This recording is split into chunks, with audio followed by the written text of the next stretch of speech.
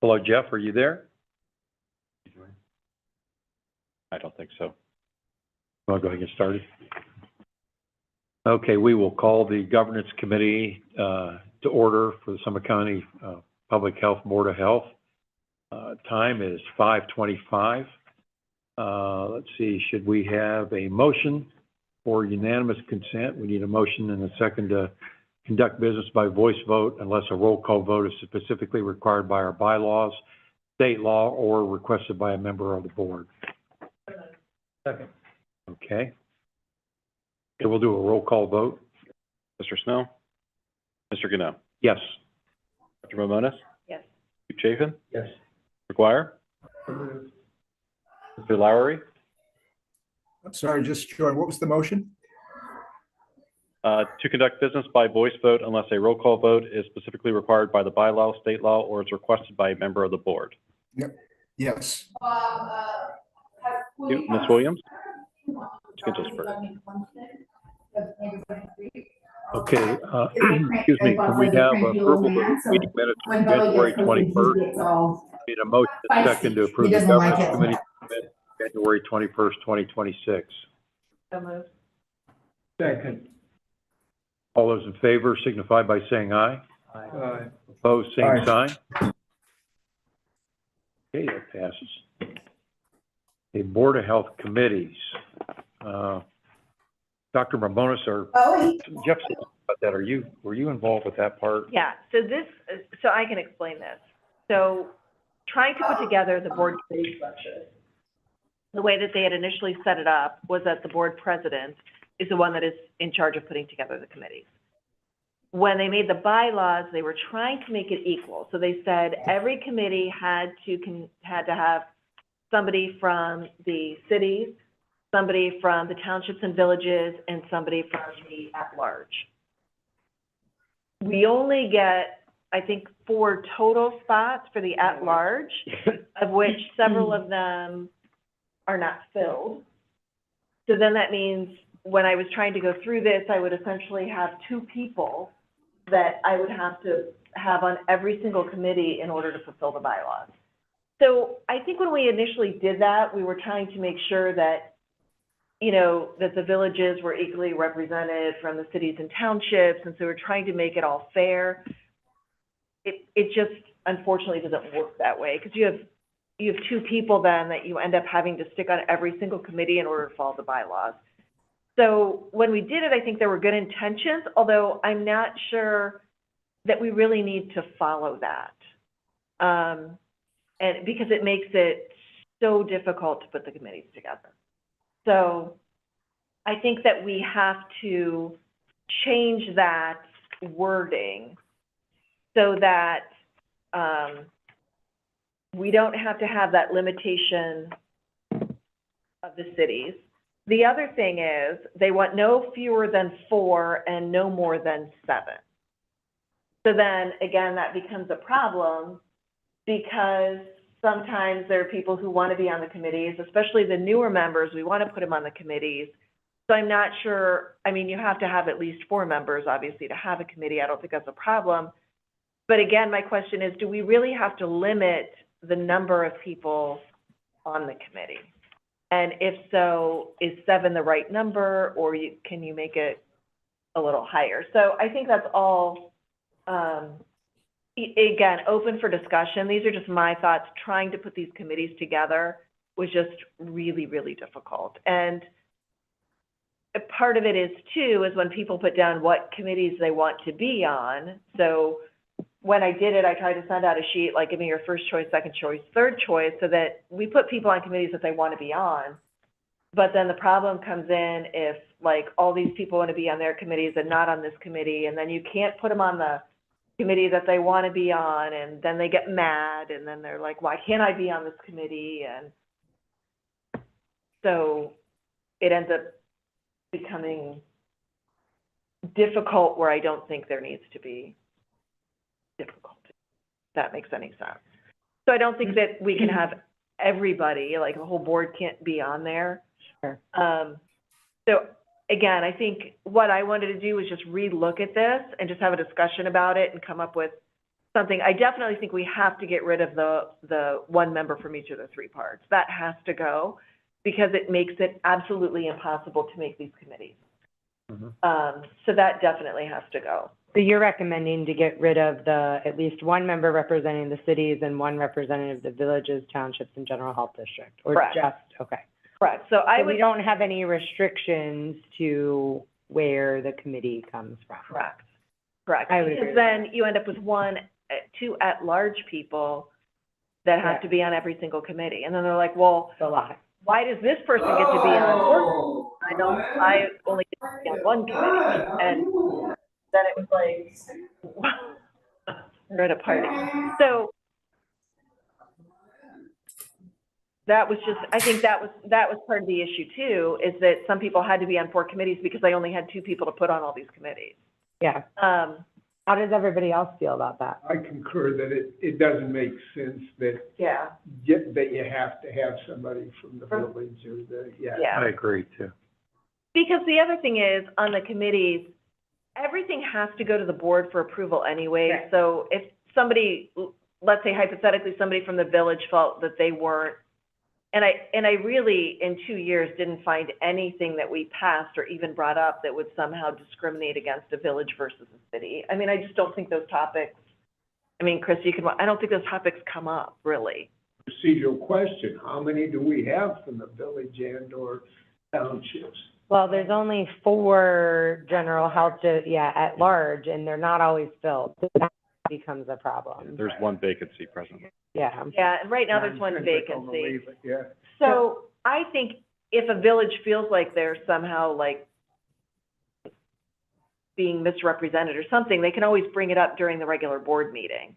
So I don't necessarily think that it has to be defined like in our bylaws that we have to have one person from each thing, because I think we have a check and balance for that anyway. I think they can bring it up at the board meeting if they say, I think my village, But again, I can't even think of anything that's come up in the last 2 years where a village or a city would, I don't want to say discriminated against, but somehow not get a fair Yeah. shake. So I would agree. What do you, Chief and Sheila, what do you think? I think the board meeting itself is the check and balance. Yep. What Yeah. takes place in the committees. Right. So I agree with would- that completely. So my recommendation, again, just from having to do this, is to get rid of that completely. So I think we have to do a bylaw change. So I think we have to get rid of that completely. The other thing is, I think we have to have no fewer than 4. Although I think 4 is a bad number, because then it's even. So I think probably if we have no fewer than 5 members per committee. Yeah, but if you have no fewer than 4, and the president also sits on the committee, so that makes it 5. And the president's a voting member. You're good at So if you do 5, then that would be 6. Well, yeah, I mean, technically, the president is supposed to be a tiebreaker if there was a tiebreaker, so they don't generally vote. But if there's a tiebreaker of 4, Yeah, so I think that's fine. So if you want to leave it at 4, I think that's fine. I think the other, and again, we can keep it at 7. It's just my, it wouldn't make it any larger. I feel like if you get larger, that's when there's, More cumbersome. it's almost too many, yeah. so, I mean, that's fine. We can keep it 4 to 7. If you have too many on a committee, would that cause a problem getting a quorum for that committee? I mean, you could have Yeah, I mean, it the could, higher it gets, might. the worse, the harder the quorum, to pass something on a particular night. right, yep. That is another reason not to. Yeah, I think 4 and 7, it's been that way for a few years, years. 2, We just redid the bylaw changes. it's about 3 years ago, so yeah, 2 years. Maybe, I feel like we've gone through 2 cycles, maybe. So maybe Yeah. 3 or 4 years, I feel like. So I think 4 and 7 are okay, but I do agree, I think we should get rid of the, Requirement. yes. So we would have to do a bylaw change. So for bylaw change, do we bring that here first?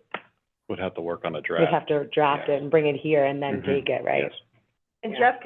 Jeff can do that. Jeff can draft the bylaw change, just the Okay. wording of the bylaw change. Okay, that sounds good. And so I think it was that. He also, because he talked to me about it, and then the rotation is the general rule. He said, do we have to do that? I think, in my opinion, I think that we should have half of the standing committee memberships rotate every 2 years.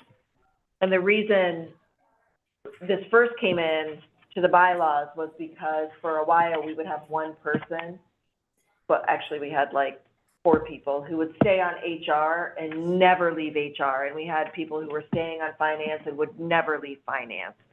And so then it got to the point where like newer members or something are like, hey, my background is in finance, I want to be on the finance committee, and there would never be any openings on the finance committee, or somebody on health and wellness that wanted to be there. So I do think that half of them should rotate.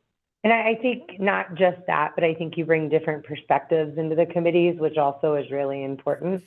So I would be in favor of keeping that Yeah. language in there. I agree. I think that's good. Agree? Okay. I Yep. agree. One other thing, Alex, let's talk about, the notice.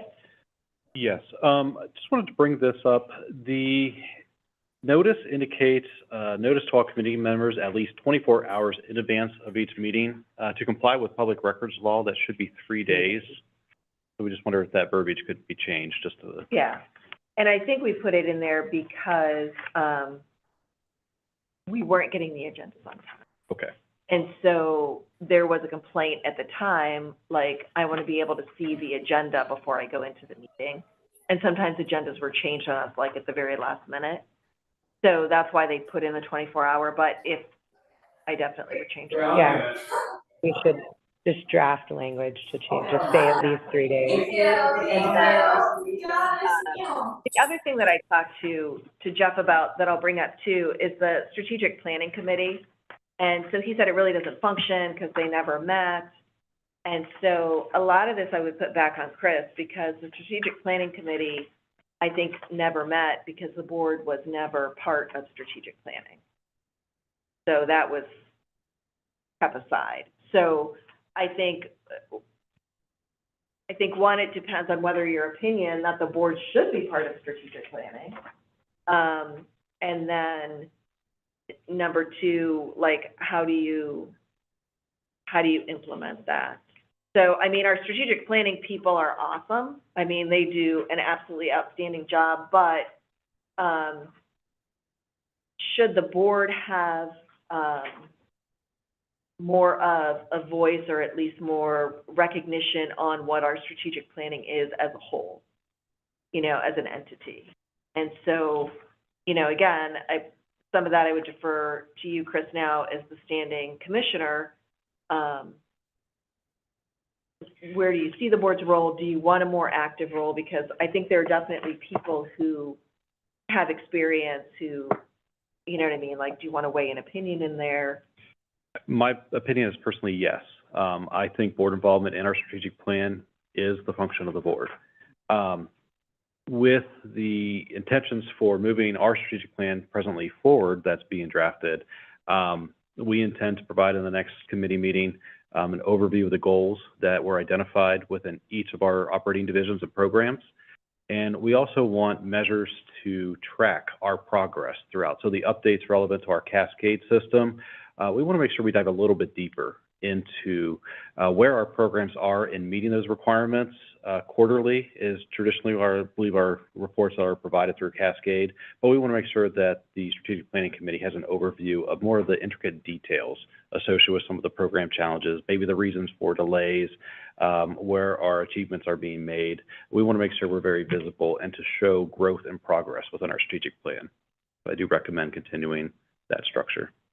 So again, I think, the way the Strategic Planning Committee has been in the past, it met once a year and there was little to no board input at all. So again, what I would throw out there is, how do you want to change that, or how do you want to implement board involvement? And so Jeff was like, well, the committee doesn't do anything and it never has done anything. And so he said, do we really even need that? And my comment is, I think that we do need that. I think that needs to be brought forward. I think the strategic planning committee just, it needs to be more integrated. I also wanted to add, I had some conversations with our division directors in the agency relevant to the Community Health and Wellness Committee. At times, we do struggle for agenda topics to cover, and really in completing some of the requirements and expectations. And we do also see some potential merging of the two committees, potentially in terms of scope of work and discussion. The Community Health and Wellness focuses on accreditation and reaccreditation efforts. That's very similar to our strategic plan purpose, but it's again, slightly different for FAB accreditation requirements.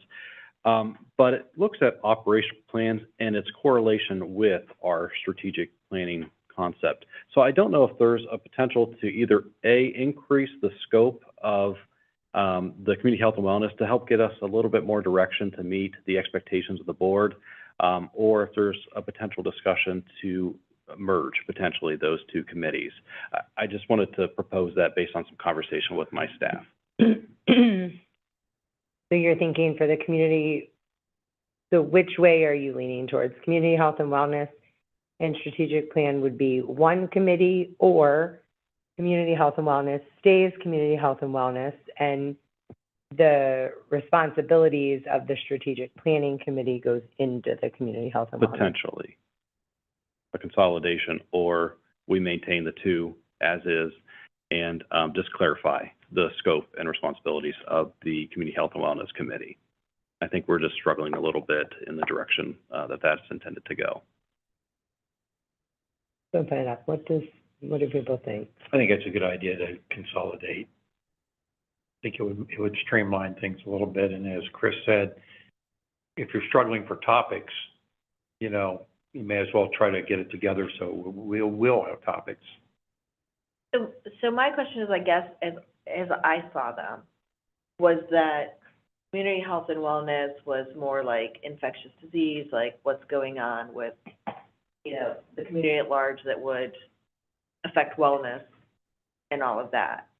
And then strategic planning, but was more, like, what are we doing? What programs do we have? Things like that. So I always perceive them as separate. And so I don't know, I guess, how you would merge them. But my other question is, and I think we had talked about this before, when I had first come up, before we had all the funding cuts and all that stuff, that I saw health and wellness, again, this was my perspective, is that if I have a health and wellness committee and we are having measles outbreaks, and then we need to mobilize, you know, the vans or whatever to go to a measles outbreak in Toledo or wherever, that subcommittee should already be up to date on what's going on with the measles and what's going on with that, so that that portion of the board was already up to date, if we had to vote or if we had to do something else. So for me, they were kind of two separate things, and I think then if we're struggling on topics, if we're not, I mean, which is kind of funny because now we have Ebola and all this other stuff that's coming through, but if you don't have that many topics or there's nothing, do they just have to meet less? That could potentially be, yes. They could, and I mean, we could, it says, the bylaws say at least quarterly, but is there any language in the, and I would have to go back and, I don't think so, language that if there isn't, let's say there's not an agenda, Yeah. can it be up to the discretion of the committee chair and/or president, or with I discussion? believe so, yes. That makes sense. So we could keep the, if you want more strategic planning, insight from the board, or, and you believe we need a strategic planning committee, then I think we have to kind of work on how do we get that strategic, you know, how do we Yes. make that happen, right? How do we effectively utilize that committee? And then keep the Community Health and Wellness Committee, but at some point, maybe put some language in here just saying, you know, if there are no topics. Right, to that. Because we're looking at the bylaws anyways, so we can write that in. And before I would tell you, when I first started for, I'm trying to think of what we called it. It wasn't called health and wellness. I can't remember what we called it, but I was put on that, obviously, when I was a doctor, when I first came, like, 100 years ago. And, we only met a couple times a year, like, when needed. You know, like, if there were topics, or if we had to vote, or if we had to change something, or, something like that. Usually the fees went there. So, again, I think the language, when we were doing the bylaws, I think we were putting minimal in there, so I think that's certainly open to change. Okay, and we'll work to that end. Some of the directors had comments that the content that's discussed in either the Health Commissioner's report or during full board covers most of the topics, but if it's the intent to dive a little bit deeper into the operational aspects, an overview of the situations, we can look at expanding that. Again, that was in my mind, my intention, and I never quite got that, and that's why I wanted like one staff person to be in charge with the chairman, you know, again, so if a situation were to arise, that staff person, like if there was something in health and wellness, that Erica would talk to the chair of that committee, who could then disseminate the information, so at least that committee is up to date with us coming to the board. So again, if you feel like that needs to change, that's fine. But that was my original intention of trying to get one staff member working with the chairman so that everybody was kind of up to date and knew what was going on. Okay. And then and I'm trying to think of a disaster, like if we had like some chemical fire again, that was impacting public health and all that, and we had to do things, or we had to vote, or we had to do something that, you know what I mean, whoever would talk to the chair, they would disseminate, that committee would know, you know, what was going on if we had to do like an urgent vote or something. And so that was just my thought, but again. What other opinions? What do you guys think? I have to agree to a point. Being a new person, health and wellness, I thought that was talking about the health and wellness of the county, the community. And strategic planning to me is this budgetary Program at it. program that says, hey, what's the strategy? What do we want to accomplish? Which all of the directors, your directors should be telling you what we need to do. We should be listening to that, but strategy is part of every committee. It is part of finance. It is part of health and wellness. It is part of every group that we have here. I think they should be separate for me, because you never know when you're going to need strategic planning, strategy. And maybe I know Jeff said once a year is the only time. Maybe that is your semi-annual, twice a year something, or quarterly, where you sit down with the committee heads and say, hey, what are we doing? Are we on track? Are we accomplishing what we set up for? Yeah. And while we're here, what are we thinking about for next year before we present it to the board? But I find it to be more of a budgetary guidance than anything else, and that it impacts every one of our committees. Okay, so let's take that back and we'll work Okay. on defining objectives and, keep them separate, define goals, define objectives. And you'll take that back to your directors? Yeah, certainly. For more prolonged hazards like Ebola, we can definitely have that as a central topic moving Yeah. forward. If it's more of an emergent situation, that would likely be full board. I would bring it to the attention, or a special meeting that may have to be called to cover the topics that's occurring. But I'll work with the directors, and we'll look at designing some additional content to focus on. So we'll look at improving that. I think the other thing we're gonna look at doing is, what's the schedule? Because when committees change, which we all just said that we like that the committees are changing, I like the committees changing, but when they tend to change, and then you have two different, tonight there was supposed to be a human resources meeting as well, we moved that to August just because of, you know, we were having this meeting and there were a lot of cross people in both meetings, so.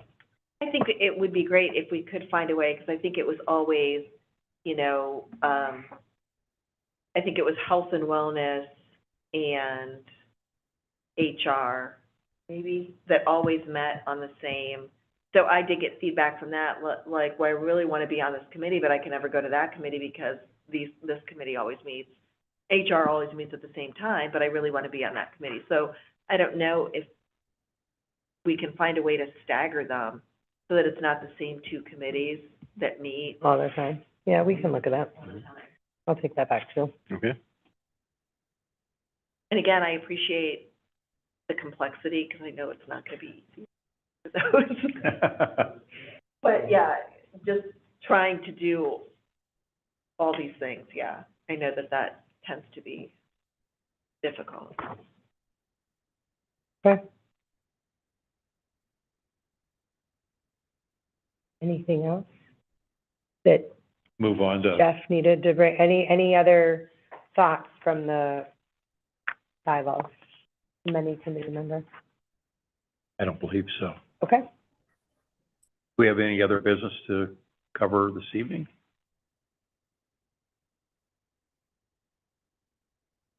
Looks like the next meeting for our governance committee is going to be September 10th. And we have to determine the location. We'll do that when we get to that time, I guess. I guess we have a meeting adjourned. all right, thank you. You'll, will you talk to Jeff or someone talk to Jeff, or do you want me to talk to Jeff? I can talk to Jeff. Great, see if he can make these, Kind of briefly crossed today a little bit. make these changes. I'll work on the minutes and provide it for you. Okay, that sounds good. Bye, everybody. If you look at the bylaw changes, like, write it out, it's presented to the board, you have two different pages, and then it's like the third one,